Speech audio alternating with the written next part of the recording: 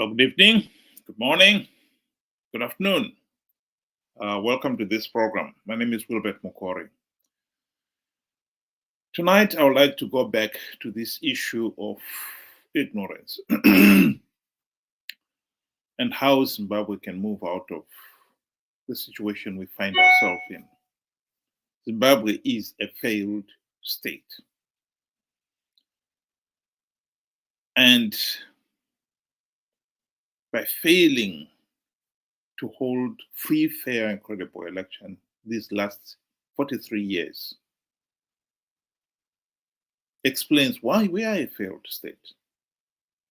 Our failure to define what constitutes free, fair, and credible election is at the very heart of it.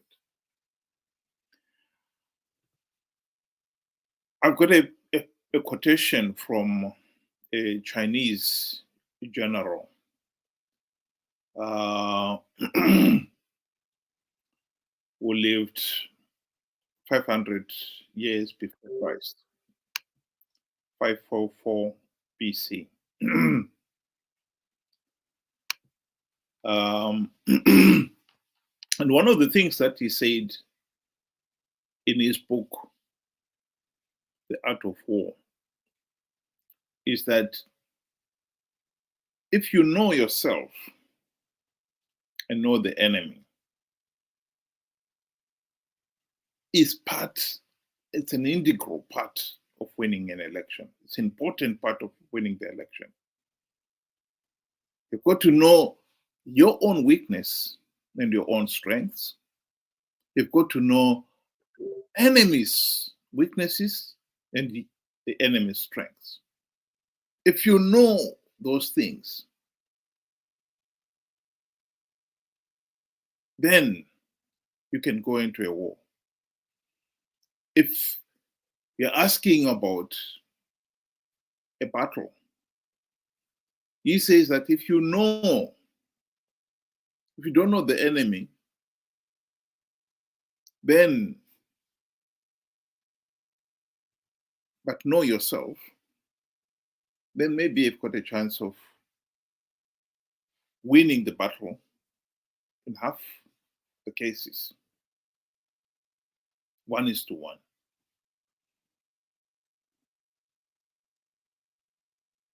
If you do not know yourself and you do not know the enemy, you're bound to lose the battle. It's a foregone conclusion you will lose that battle. I think I would like to expand on that. I would say that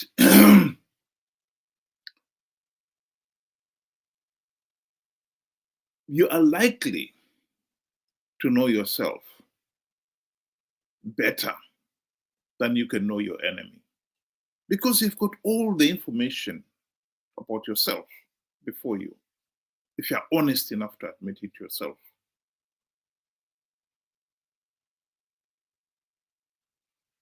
If you're honest enough to do the hard work of really finding your weaknesses and your strengths, the data is there before you.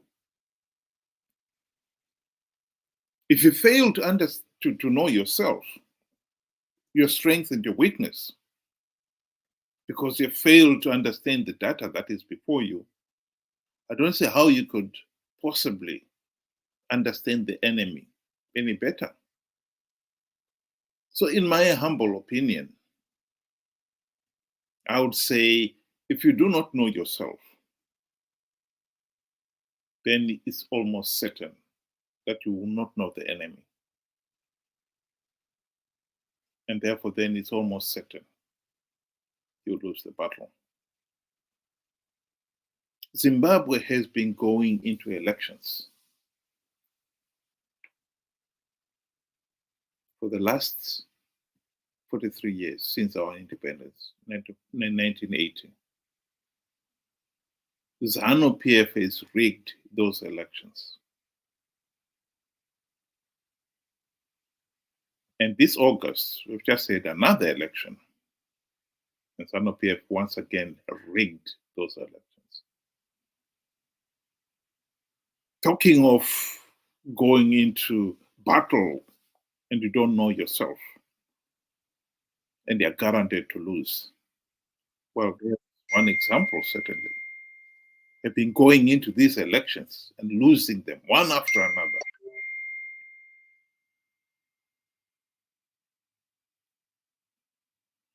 The main reason why we have been losing these elections is that we really have not bothered to understand what constitutes free, fair, and credible elections. When the main opposition goes into these elections, as they did these last ones in August, claiming that Triple C is going to win big because we've plugged all the vote rigging holes, you've got to ask yourself,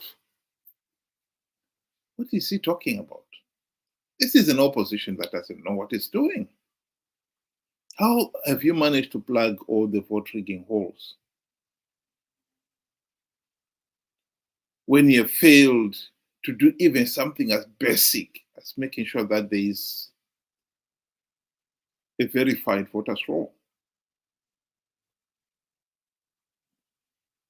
When millions of people, particularly in the rural areas, are being frog marched to attend ZANU-PF rallies, and come election day, frog march to vote for ZANU-PF. It doesn't make any sense. What matters here is that many people out there believed it. They believed Chamisa when he said he had plugged all the vote rigging holes. This is where the problem lies. These people have not understood what the elections is all about, how ZANU-PF has been rigging elections, and then they've been going into elections without any of that basic knowledge. So in this case, when you start dealing with people and you start hearing people making comments like, between Nelson Chamisa and Emerson Mnangagwa, who do you think likes the people or represents the people or cares for the people? That's when you realize that these people have absolutely no idea what they're talking about.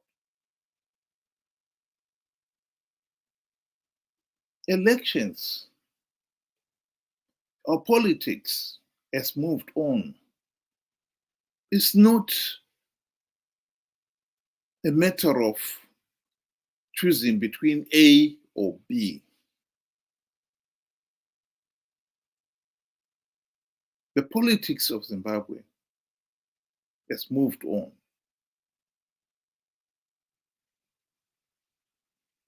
If the election process is flawed, then being given the alternative Chamisa or Mnangagwa doesn't make any sense. The process is so flawed that participating in them will only guarantee the ZANU-PF win. And by participating, you're giving ZANU-PF legitimacy.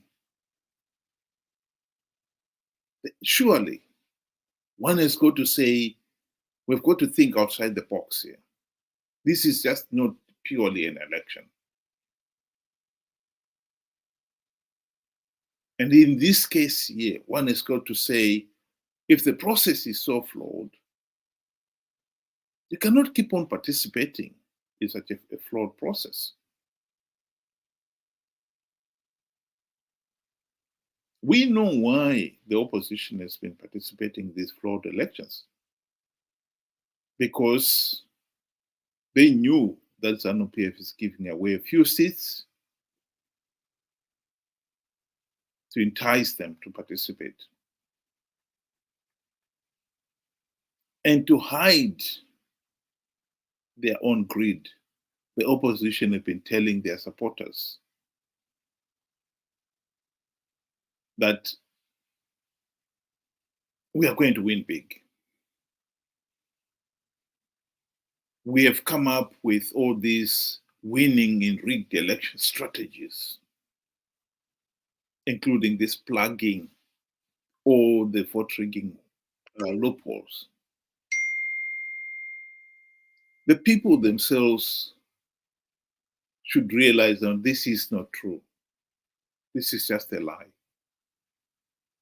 And so if they're going into the election purely on the basis of which one of the two we're supposed to vote for, ZANU-PF or Triple C, then you've missed the point completely.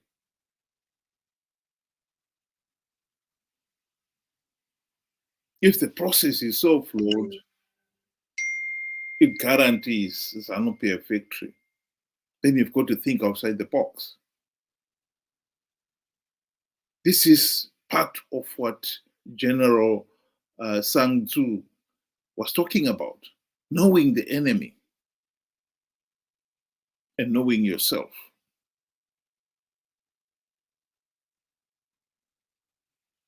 The problem of failing to know yourself is failing to know your weakness. If you are so simplistic and you only look at what is presented before you, and in this particular case, to ask which of the two between Mnangagwa and Chamisa would I vote for, it's no different from a mouse being asked which one is better, a cobra or a black mamba. That is the wrong question. To the mouse, a bite from the cobra will kill it. A bite from the black mamba will kill it. So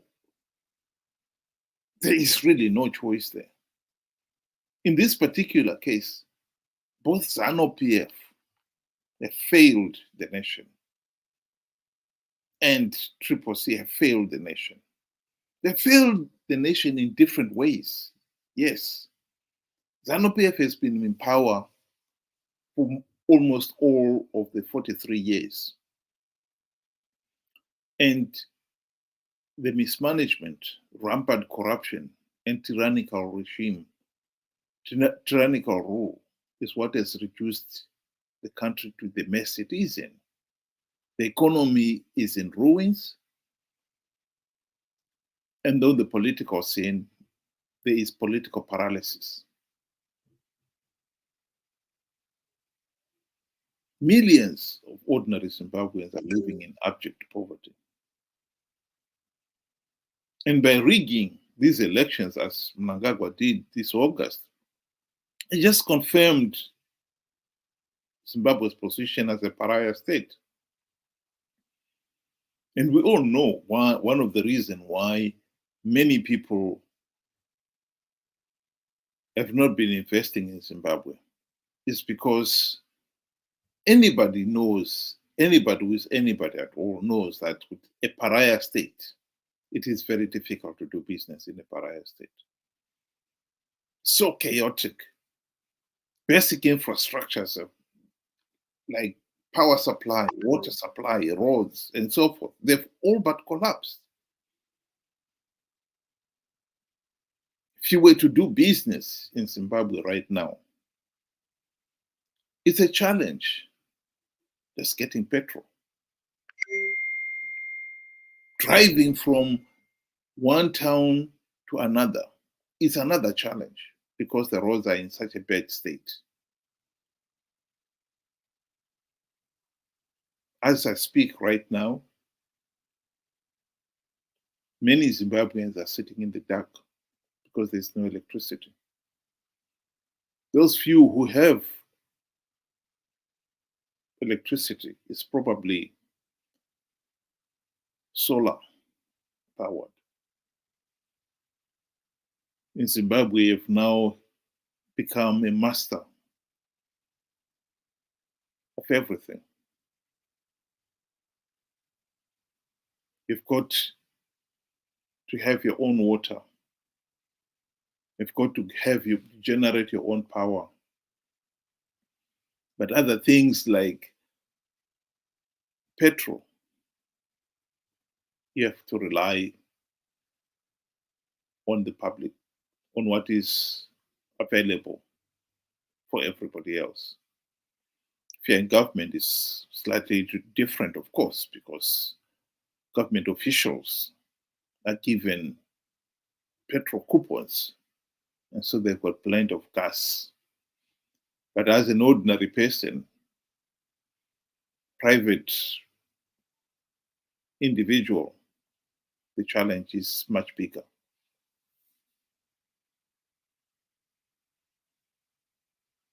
I believe the main problem we have in Zimbabwe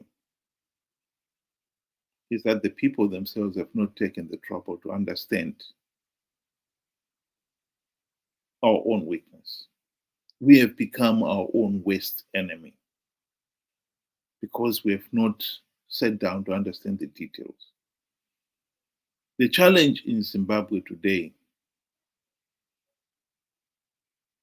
is we are a failed state because we have failed to hold free, fair, and credible elections. We had the opportunity to implement the democratic reforms, and we wasted it. MDC/CCC have been on the political stage for the last 23 years, including 5 in the GNU. They failed to implement even one meaningful reform.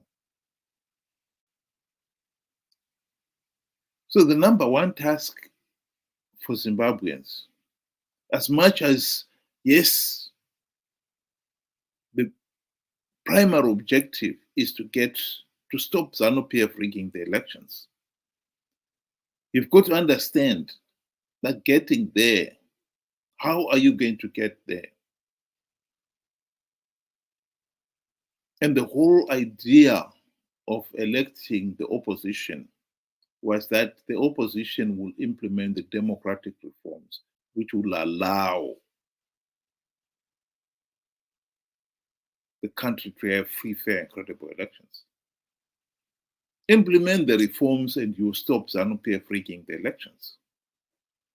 ZANU-PF has just rigged the elections in August because no meaningful reform has been implemented in the last 23 years, including the 5 in the GNU. So it's no longer a straightforward choice of ZANU-PF or CCC. The number one task that must be fulfilled, that has been crying out to be fulfilled, was to elect a competent opposition that will implement the reforms.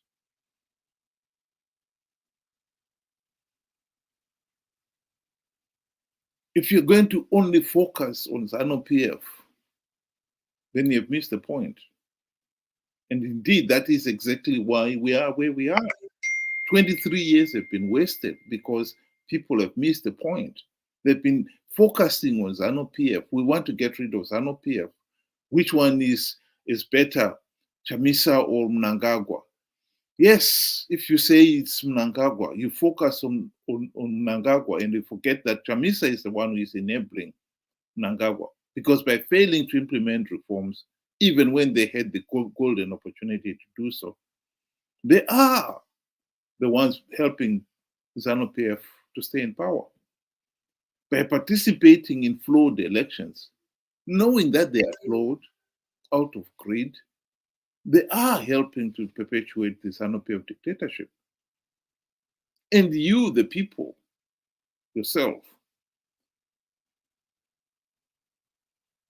when Chamisa promised you that CCC is going to win big because I plugged all the vote rigging, you should have seen immediately that that is not true.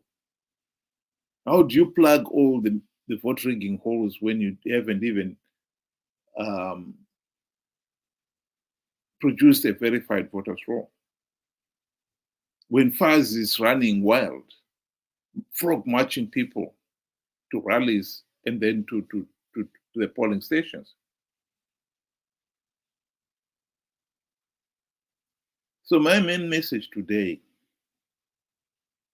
is if we are going to win and change anything in Zimbabwe, we really have no choice but to start looking at the problem of quality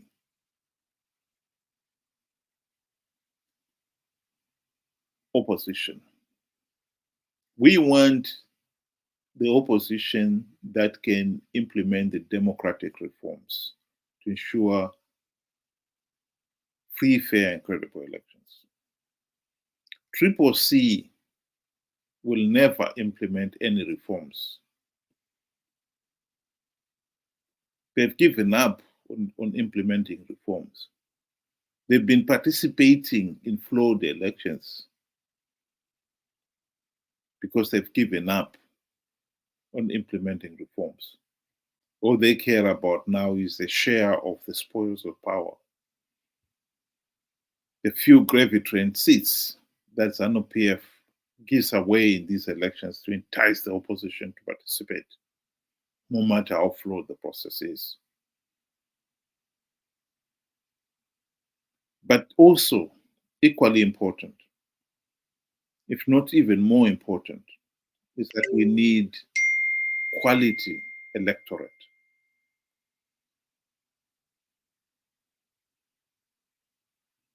The Greeks were right.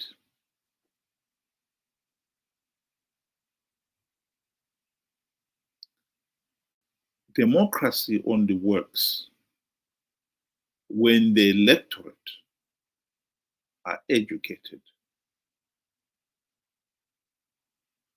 and are vigilant to hold those in positions of public office to account.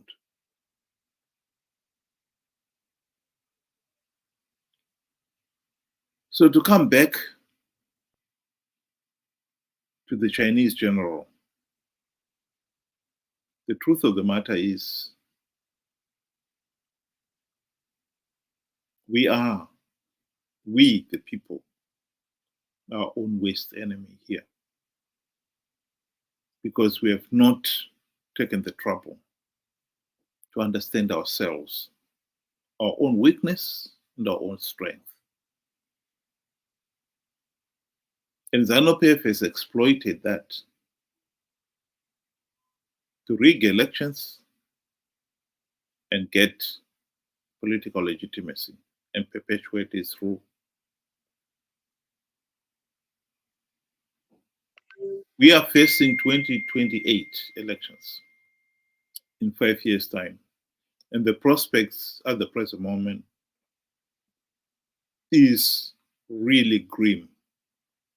I really do not see Triple C as they are presently set up, managing to get any reforms implemented in the next 5 years. And come the 2028 elections, I believe Chamisa and company, if he still is the leader of the main opposition, he will still participate in those elections, making the same foolish promises of plugging all the vote rigging holes. And Chamisa and Triple C is going to win big.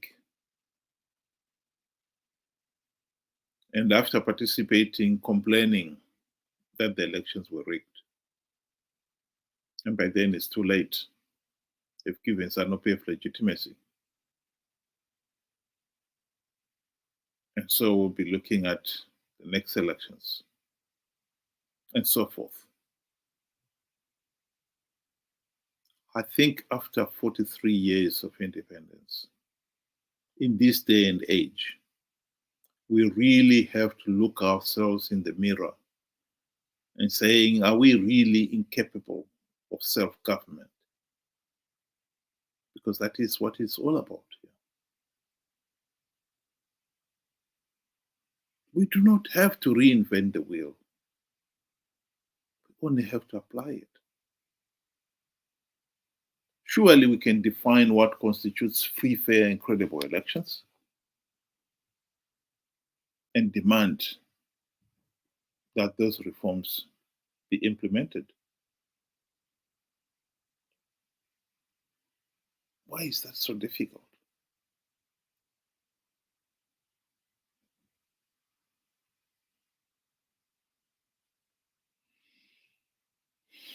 If you know the enemy and know yourself, you need not fear the results of 100 battles. If you know yourself, but not the enemy, for every victory gained, you will also suffer a defeat. If you know neither the enemy nor yourself, you will succumb in every battle. There is truth in that. There is a message in that for all of us. We do not have to reinvent the wheel. We only have to apply it. We really need to start looking at ourselves.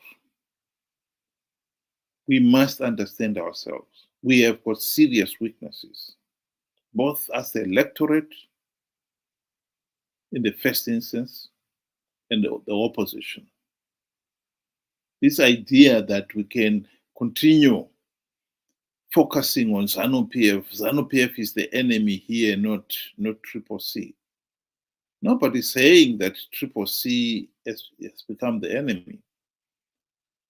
But if you look at Triple C is meant to implement the democratic reforms. That is the primary task that people have risked life and limb to elect Triple C to do. Then after 23 years, not even one token reform implemented, then Triple C is a problem. We cannot confront ZANU-PF with an opposition that is so corrupt and incompetent, they can't even implement even one reform. They are participating in flawed elections because they are after the few gravy train seats that ZANU-PF is offering to bribe them.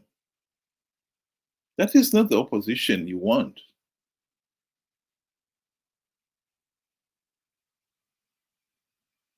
And you, as the electorate, if you're so naive as to believe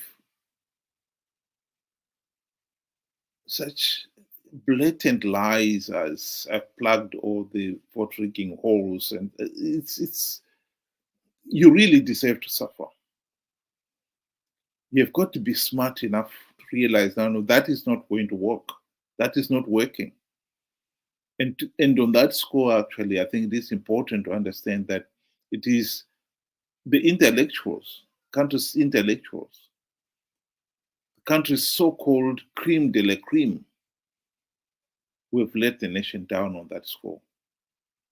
Why is it that there's been deafening silence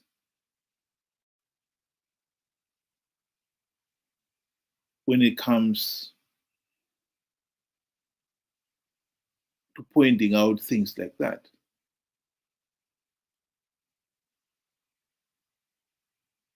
Is it because those people fear the Triple C wildebeest head? Because some of them, yes, they cannot stand their leader being criticized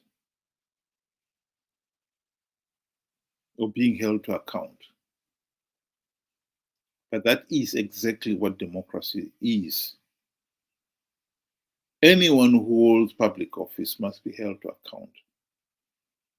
And in this particular case, Triple C was elected to public office for the primary purpose of implementing the democratic reforms to stop ZANU-PF rigging the elections. And after 23 years, and ZANU-PF is still rigging the elections, of course they must be held to account. What have you been doing this last 23 years? That question must be asked and answers given. And in this particular case, decisions made. If these guys are not up to the task of implementing the democratic reforms, we must get somebody else who is up to the task. The challenge, as far as the opposition is concerned, is to get somebody who will implement the democratic reforms. And we should be smart enough to see the difference.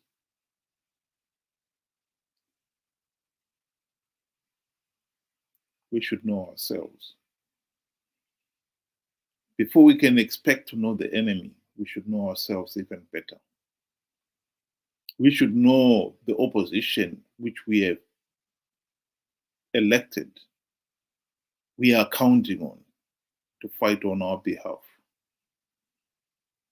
There is a mountain of evidence there to clearly show that Triple C has failed, will never deliver meaningful reforms. This is a fact. This is a fact that we must all accept. And it is naive to keep on thinking that we could somehow get away with it.